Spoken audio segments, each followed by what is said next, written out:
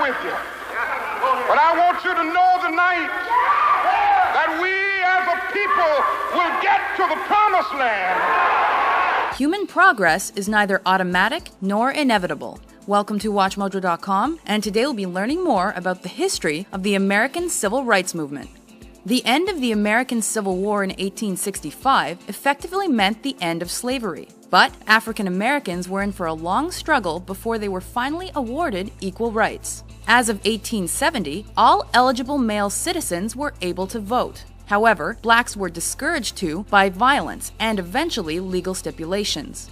In 1896, the Supreme Court ruled to maintain racial segregation in private businesses in a case called Plessy v. Ferguson. Soon broadened to include schools, many southern states applied this separate but equal mentality to all aspects of life. However, this led to the application of Jim Crow laws, which resulted in blacks being treated as second-class citizens. Segregated schools, public transit, restrooms, water fountains, and more continued well into the 1900s.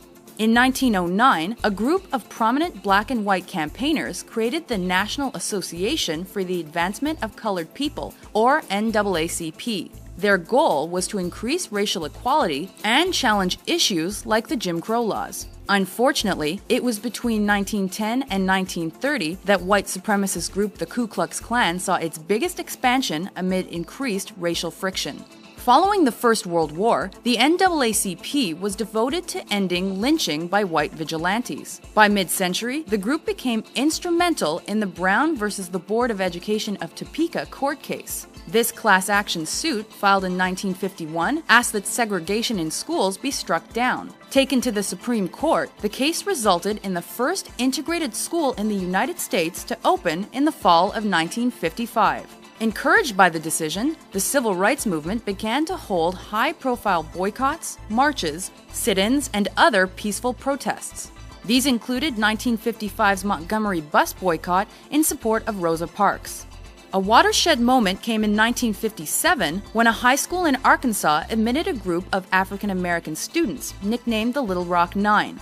Protested by fellow students, the governor, and even the state's National Guard, President Dwight Eisenhower eventually intervened to ensure the students' safe passage. By 1962, universities also began integrating, though black students were still met with protests and violence. The Southern Freedom Movement continued into the 60s, with support from newly elected President John F. Kennedy and his brother, Attorney General Robert Kennedy. The violence of the Birmingham, Alabama campaign influenced the president to fully endorse the movement.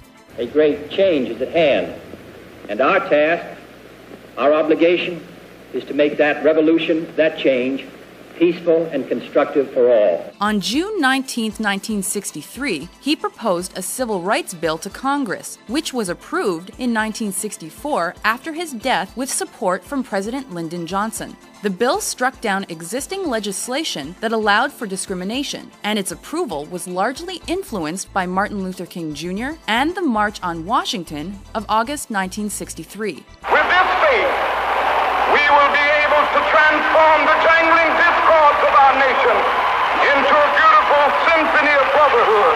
Capturing the attention of the media and the population, this event attracted hundreds of thousands of people in support of civil rights.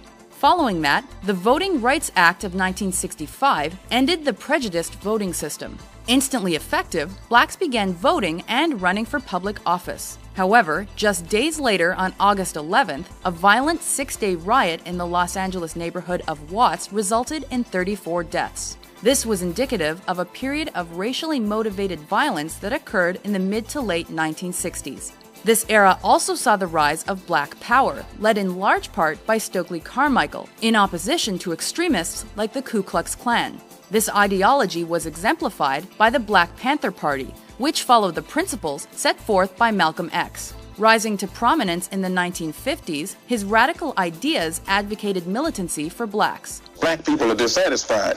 They're dissatisfied not only with the white man, but they're dissatisfied with these Negroes who have been sitting around here posing as leaders and spokesmen for black people and actually making the problem worse instead of making the problem better. He remained an influential and controversial human rights activist until his assassination in 1965.